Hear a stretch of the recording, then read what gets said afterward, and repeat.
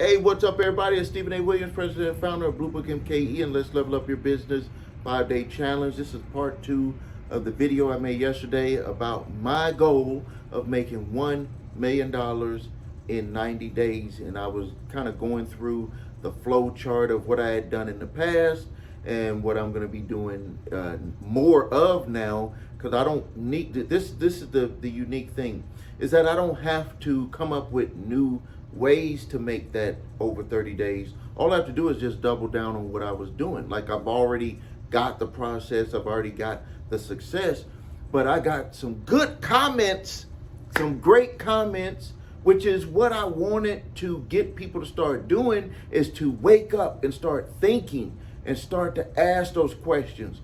Because what I'm going to do now is I'm going to kind of go into a little bit deeper dive about how I've been able to do it, which is my little secret that I've already done it, but let's just pretend like I'm like new and I'm on my way up.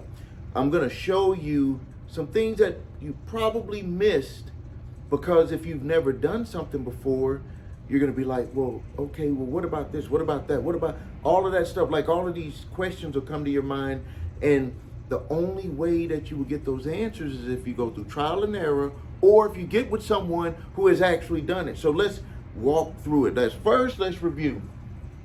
I was talking about on that way to making that $1 million in 90 days by May, by May. And I had talked about what I had already done, the success, and what I had already done with generating leads on a daily basis. I'm going to double down on those leads, and then I'm going to be emailing my leads, which I should have put right here, which is the ads, and then leads. So you got your daily leads. So you double down like you're at the blackjack table. You're going to double down or triple down on these here.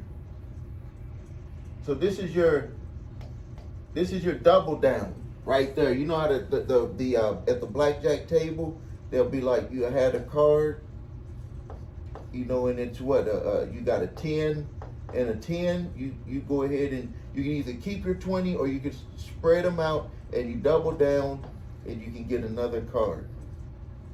And you want that to be your ace. So you had that 21 already. So this is what you do, is you double down. This is what I do. You double down or you triple down, whatever you need to do to get there. You have to be willing to do that right here at the beginning. So now that part there, I think most people understand that. If you don't understand how to write winning ads, that's something that you can watch on my videos. I got some videos on how to make winning ads. If you don't know how to generate leads, I have some videos on generating leads. But for this purposes, it's just to run you through the process. So if you want to put something like this together for yourself, you'll be able to do it. So we have our ads, we generate leads on a daily basis, and we put those leads into an email process. This was how I did it the first time. It was just through an email process, and then also the leads was with a phone call. So we had worked that in with my sales team. So we had phone call, touch point, email touch point. And then I had showed where I had put together a blog, and then I would always have a video that had the information where we would send people back to see what we could do for them. It would have a call to action. Call to action always go to the sales page. And then something else that I had instituted too was that I would also, so I had a 3-day email follow-up process. Every 3 days they would get a piece of content that showed what we could do for a specific need with that business. Another thing that we also did that I learned a very good lesson on is that every day I would do an email blast, and I would do this email blast when I thought people would be home from work. And I had tried it at different times of the day, but it just seems that it always worked at a specific time, and I would always get customers. Like this was after we were closed. I would have this email blast program into my autoresponder, and it would just send out an email blast. And something that I had learned from this one. This might be counterintuitive to what other people have taught you about email marketing. At least some of them. Some of the ones I run with, they tell you to do this stuff. Is that on this email, is that I'm actually asking people, are you still interested? And here is how you sign up. It was very short and sweet. Very short and sweet. And people would sign up. I had tried changing that around. Even I still to this day play with it, but there's a psychological. Let me tell you something that I didn't really take into account when I started doing this, but I paid close attention to it.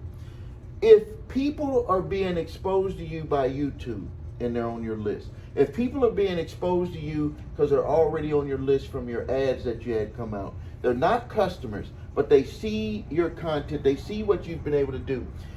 Wouldn't it be better for you to just outright ask them, do you want to sign up? Do you want to buy from me? They've already been exposed over here. And that was something that I learned. So what I started doing was I changed and said, okay, at that 5-6 o'clock hour, I'm going to send out that email blast. And it was specifically to have people sign up. And every time I send that out, people sign up. Maybe I might have 1 or 2, 3, 4, maybe it's even 10. It just goes up and down. But would that matter? If you're making money and you did not have to do nothing but have your email autoresponder send that out to your list, trust me, when you wake up in the morning, you look at that and you make those sales, you're like, whoa, wow, this is nice. This is nice. That's how I know that's how I feel, and I think that's how you would feel. So I want to fill in some of the gaps though that people were asking in the questions. So we're going to start right here first with what I did with the emails.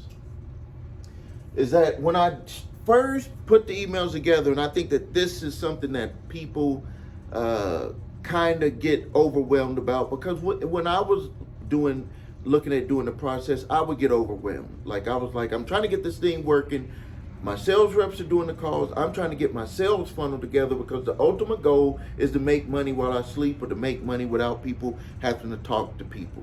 That was like my ultimate goal. So I was like, do I need to make all of these emails? They'll say you need to make this whole 30-day sequence. You need to do that. I just started out with 5 emails, and I separated them out by 3 days. So if I started out with 5 emails and they're 3 days apart, so you got 1, 2, 3, 1, 2, 3. That's what? Look how many days you have of content. And then what I did is I just started expanding. So as I made new videos that were being posted to YouTube, and remember, at the time, I didn't even know how powerful this was going to end up being in the future. I was just using YouTube as a video storage. So what I was doing was I would just come up with a new subject that's pertaining to the service that I was offering. I would make the video, post it to YouTube, then take that link, that code, post it on my blog, write a little bit about what it was about, put the call to action,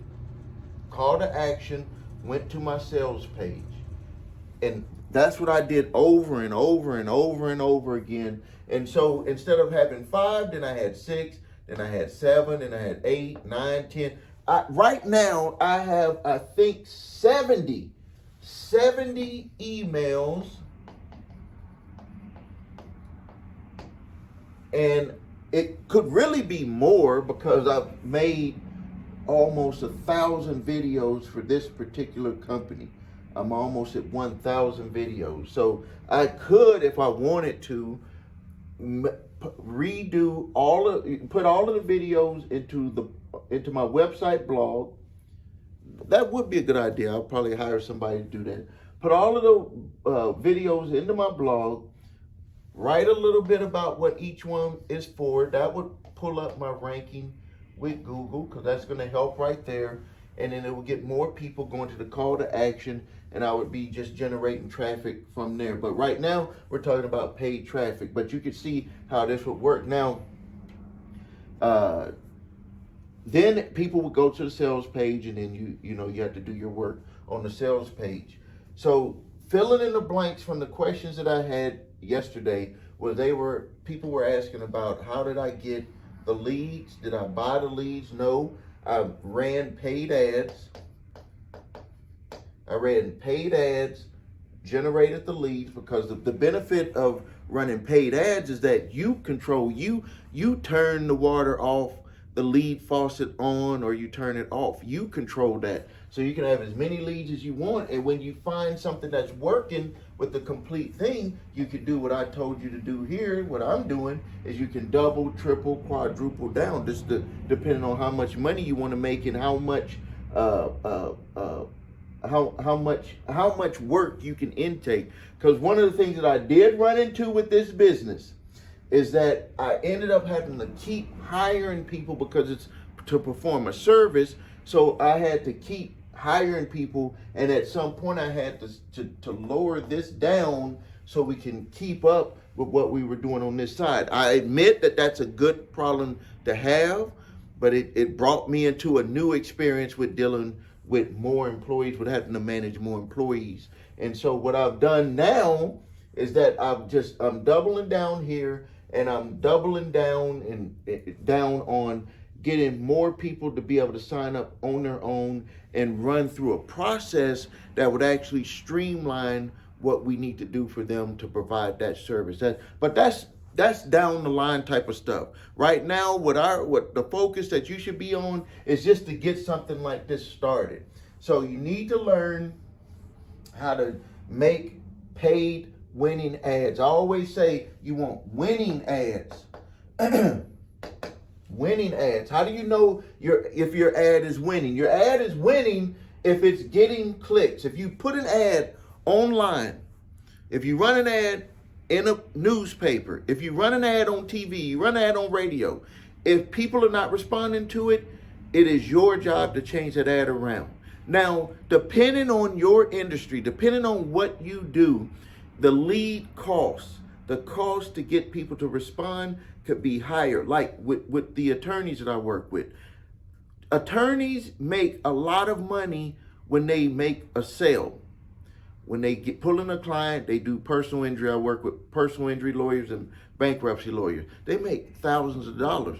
But on the flip side of that, when we look at what it costs for them to be able to generate a lead, we're talking hundreds of dollars. But they make that money back when they make a sale. So they're willing to spend hundreds of dollars. So depending on your business, you're going to have to be of the mindset to understand, I got to find what my number is on number one, being able to market and get enough people to become leads. And once people become leads, what is that costing me to get people to become leads? And then once you have this figured out, then it's all in your hands, because now you're trying to figure out, do I want to make phone calls to have them respond, or do I want to utilize email? And another thing that we've been utilizing now is text.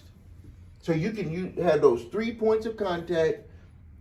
Let people know what you're doing so you can stand out individually as your business. That's why you'll see a lot of lawyers. They'll be like, hey, this is me. You know, I can do this for you. I get this type of money. But you see that lawyer's face. Even with any business, you always are going to see some face with that business, because people, we as humans, want some type of individuality when we're dealing with a company. Even if it could be a plumbing company. Think about it. Look at how they advertise. It's still something that targets you in to connect with that company. And that's something that you have to do. I do it with all of my businesses, that there's something individually that connects. Now, I'm not the face of all of my businesses, but there's something individually that connects with the business. And that's what you do with providing the content. You may be thinking, well, why do I want to have, if I'm an attorney or if I'm an auto repair shop, why do I want to put something like that together? Because it's going to make you be different.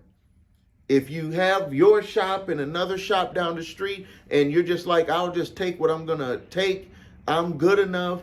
Nobody knows that you're good enough. You have to demonstrate. You can't just tell people that you're the best. You can't just tell people my prices are this and that the guy down the street is no good. You can't say that.